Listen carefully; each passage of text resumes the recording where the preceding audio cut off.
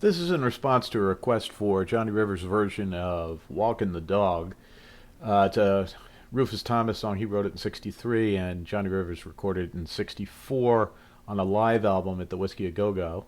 That's the version we're covering here. Been covered by a lot of people, including the Rolling Stones. But it's a really fun song to play, and I'm going to go through some of the basic elements first, and then we'll break it down. So let's get started.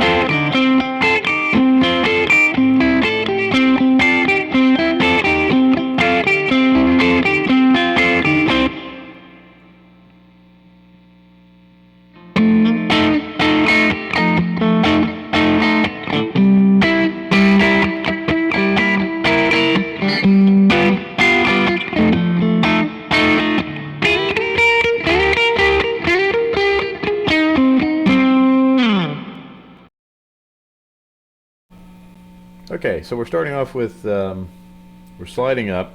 And what you're doing is you're sliding up on the G string from the 10th fret to the 12th fret, and then you're playing the B string at the 11th. Give it some vibrato, and then he plays the rest of the riff, which is... So just slowly, that's just, you just watch it, it's...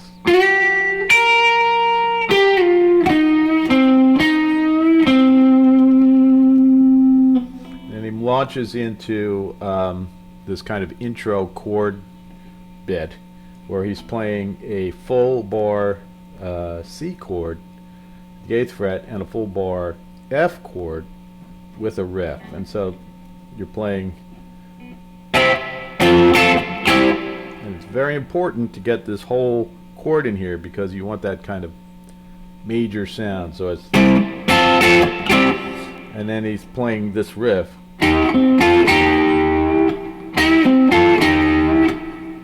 And so that's just G string at the 8th fret, give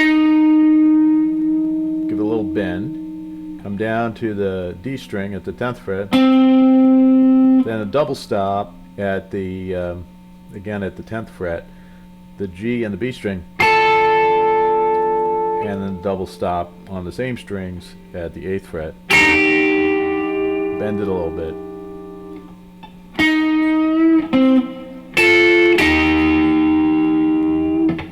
And it's really important to get this note in here. This is the B string at the 10th fret, because that's what gives it the distinctive sound. So very slowly it's just...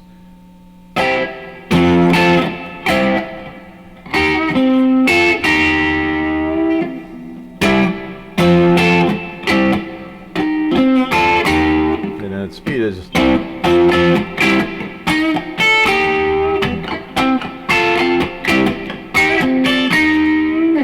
and you're doing that, you do that 4 times, and then he moves into this figure that he uses while he's singing the verse.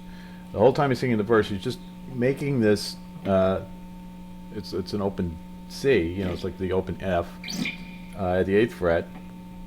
And you're just focusing on these middle strings here. And he's playing downstroke, upstroke, and then he's barring again. So and it becomes, you know, it has to be very much a fluid kind of like this.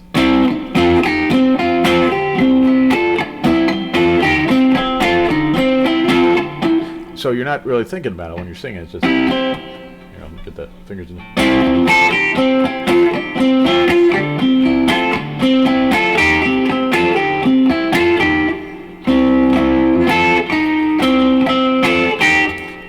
He does that it's like 12 times that he's doing that because he's singing the verse. And then when he gets to the part where he sings, you know, she broke her needle, now she can't sew. There's a rest where you're playing nothing, and then you move to an F7 chord at the 6th fret. You see in the diagram, and you're playing pretty typical. When you come back, you're making a C7, but you're making a full C7 using the pinky, because you can hear this note. You can hear it in the recording, so it's.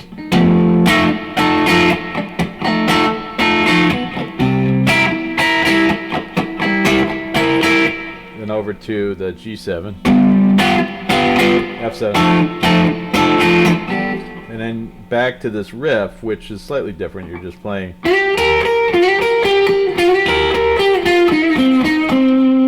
So you're just sliding into this.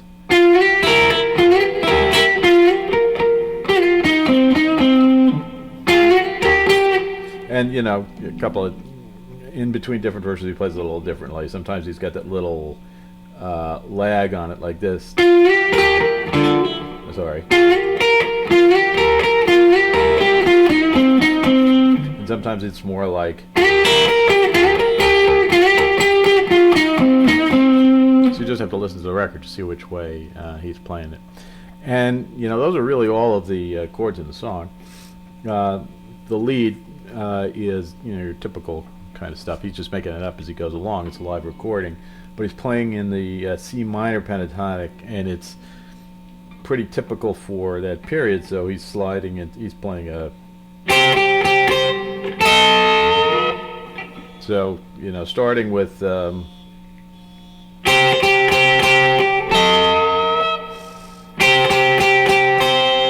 So you're at the 8th fret, you know, and this is the C minor. You know, that pentatonic. You're in that position, and you're going to play the double stop at the 8th fret, and then this is just, you know, B string at the 10th fret and E string at the 11th fret, and you get this, which is used all the time, and you're going to try and bend that a little bit so you get.